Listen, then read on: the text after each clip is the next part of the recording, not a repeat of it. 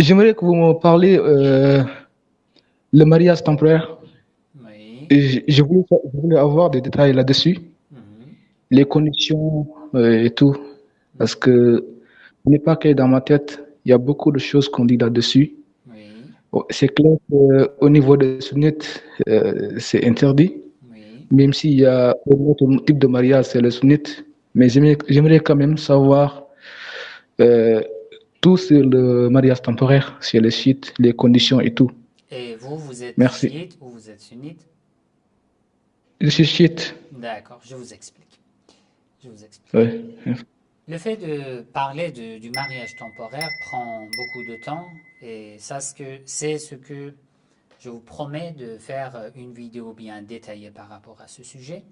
Mais en résumé, l'histoire du mariage temporaire. Le mariage temporaire n'était pas une sunna avant l'islam. Le mariage temporaire était un deuxième type de mariage qui a été autorisé au cours d'une des batailles à l'époque du prophète Mohammed sallallahu alayhi wa sallam. Du fait que il y a eu beaucoup de musulmans, beaucoup de compagnons qui étaient loin de leur famille, c'était pas possible de revenir. À ce moment-là, le mariage temporaire a été autorisé. D'accord. Le prophète l'a autorisé. Un verset du Coran aussi a été révélé sur ce sujet. Le verset du Coran aussi est clair. Les sunnites aussi confirment cet événement. Ça veut dire, dans ce sujet, nous sommes d'accord. Les sunnites, les chiites, il n'y a pas de différence.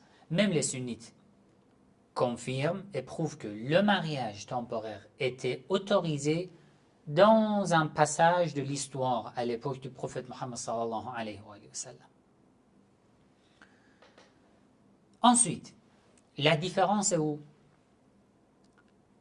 D'après les sunnites, quelques années plus tard, le prophète Mohammed sallallahu alayhi wa sallam l'a interdit. Alors que les chiites disent que nous n'avons pas de preuves qui prouvent, qui nous rassurent que le prophète l'a interdit. Oui, nous avons des preuves qui prouvent que les califes l'ont interdit. Le deuxième calife, Omar ibn al-Khattab, a interdit. Il a interdit deux choses. Mut'atu al-nisa, le mariage temporaire, ou mut'atu al-hajj, la prière de tawaf des nisa au cours du pèlerinage. Il a dit mut'atan kanata fi ahdi rasulillah wa ana uharrimuhuma. Moi je les interdis. Ça existait à l'époque du prophète. D'après nous, c'était Omar ibn al-Khattab qui l'a interdit. Et certains sunnites aussi le confirment, acceptent que oui, Omar ibn al-Khattab l'a interdit. Mais d'autres disent que non, le prophète l'a interdit. D'accord. En tous les cas, chez nous, nous n'avons pas de preuves qui nous rassurent que le prophète a interdit le mariage temporaire. Donc, ça reste autorisé, parce que le prophète l'a autorisé. Ça, c'est le premier point. L'interdiction de Omar ibn al-Khattab n'est pas valable, parce qu'il n'a pas le droit de falsifier la religion ni la sunna. Jamais, du tout. Déjà, son calife à sa succession est mis en question. Il n'avait pas le droit au calife. Mais bon, concernant le mariage temporaire ou la sunna du prophète, il n'avait pas le droit. Ensuite, ça fait des années que certains non-chiites, afin de critiquer les chiites, d'attaquer les chiites, dans les réseaux sociaux, viennent et comparent le mariage temporaire avec de la fornication.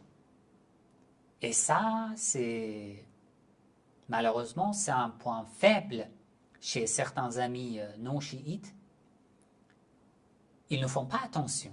À cause de la haine contre les chiites, inconsciemment, ils sont en train d'attaquer le prophète Mohammed sallallahu alayhi wa sallam.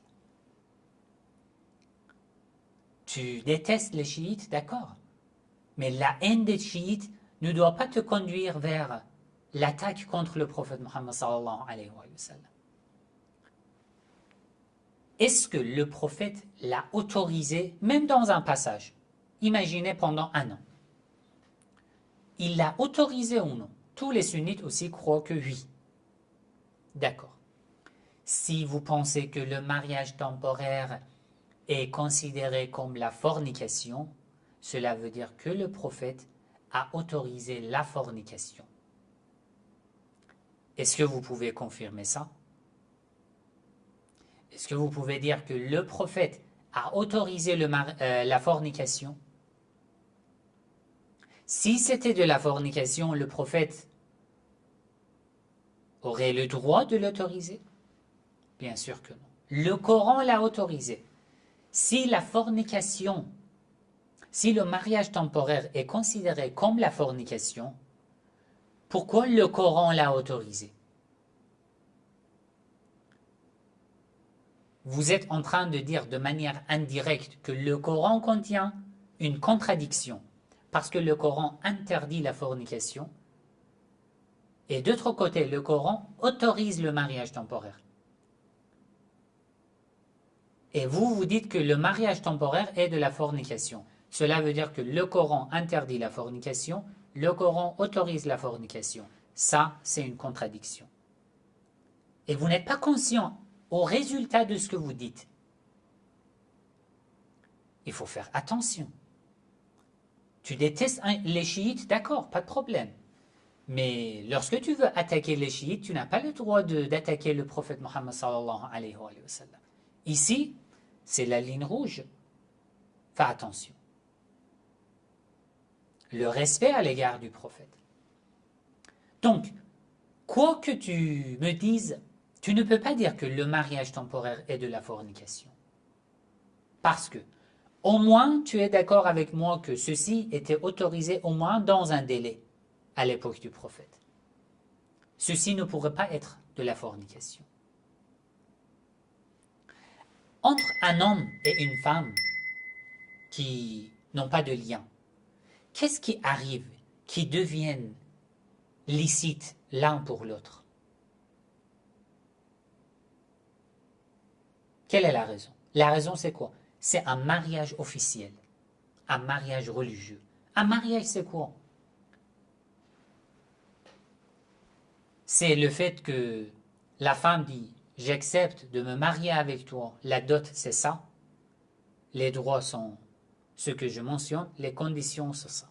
C'est fini. » L'homme dit « J'accepte. » C'est un engagement. Dès que vous avez fait cet engagement, vous êtes licites l'un pour l'autre. Une minute avant, si vous aviez une relation intime, c'était de la fornication. Mais maintenant que vous avez fait un engagement, c'est un mariage licite. Qu'est-ce qui s'est passé? C'était un engagement religieux. Qui t'a appris cet engagement? Allah.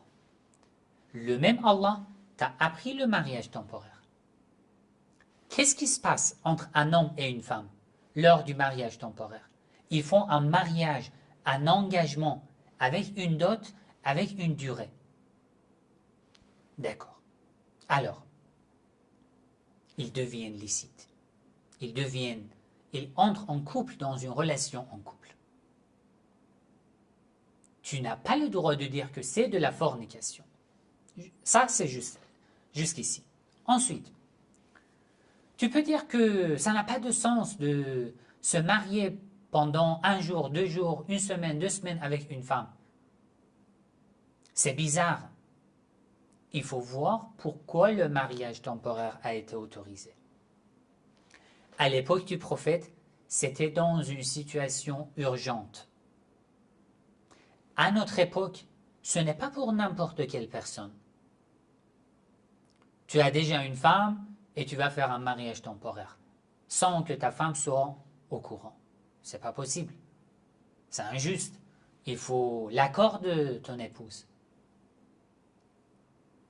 Sinon, c'est pas possible. Ce n'est pas pour profiter de la religion. Une fille, un garçon veulent se marier. Mais avant de faire un mariage permanent, ils veulent se parler, se connaître encore mieux pendant 1 mois, 2 mois, 3 mois, 4 mois avant le mariage permanent. Ils font un mariage temporaire et il y a beaucoup, je connais dans l'essence de la thérapie, je rencontre beaucoup de jeunes qui veulent se marier. Ils font un mariage temporaire avec une condition, de ne pas se toucher, de ne pas avoir une relation intime, juste pour se connaître et pour ne pas tomber dans le haram. Ou on peut se toucher, mais on ne fait pas une relation intime. C'est possible. Après, un précepte de l'islam vous semble étrange, vous dites que c'est de la fornication. Il faut bien vérifier, il faut bien faire des recherches et voir c'est pour quelle situation. Bien sûr, n'importe quelle personne n'a pas le droit d'aller faire un mariage temporaire.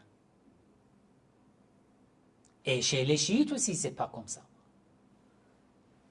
Une fille qui est sage, qui est adulte, qui a les moyens pour faire un mariage permanent, pourquoi pas elle fait un mariage permanent.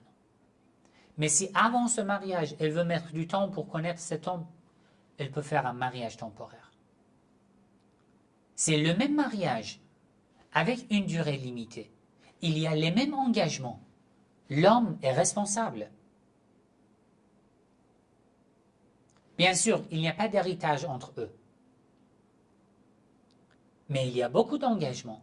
La femme peut mettre n'importe quelle condition qu'elle veut pour faire un mariage temporaire. Et c'est pour ça que je conseille à toutes mes sœurs, si vous êtes dans une situation où vous êtes obligé de faire un mariage temporaire, il faut faire attention. Il y a des gens qui profitent d'une mauvaise manière même des versets du Coran. Même des versets du Coran, ils font de la sorcellerie noire, de la magie noire, avec des versets du Coran. Il y a des gens qui profitent toujours de la religion d'une mauvaise manière pour faire du tort aux gens. Donc, pour être prudent, avant de faire un mariage temporaire, permanent, il faut bien vérifier, réfléchir. Vous devez savoir être au courant de vos droits, les engagements de cet homme. Vous devez mettre des conditions afin de ne pas être blessé par la suite. Dans ce cas, il n'y a pas de problème. Ça, c'est une solution. Et ce qui est étonnant, il y a des savants sunnites qui ont pensé que, bon, alors le mariage permanent n'est pas possible pour tout le monde. Et tous les hommes, toutes les femmes n'ont pas les moyens pour faire un mariage permanent. Qu'est-ce qu'on fait? Ils ont sorti un type de mariage connu sous le nom de Nikah al-Misyar. C'est le mariage permanent toujours, mais avec des conditions. Nous allons faire le divorce dans, par exemple, 1 mois, dans 2 mois, si ceci n'a pas été réalisé, etc., etc. Vous pouvez tout simplement chercher sur Internet Nikah al-Misyar, le mariage de Misyar. C'est quoi exactement? Voilà. Ça, c'était un résumé, mais en tous les cas, je vais faire une vidéo détaillée pour montrer dans les sources sunnites si le prophète l'a interdit ou non. D'accord? Est-ce que c'est clair? Oui, c'est clair, merci. Je vous en Mais après, je vous prie de faire une vidéo pour parler là-dessus. Oui, Inch'Allah, Inch'Allah, je vais le faire. Ok, merci. Je vous en prie.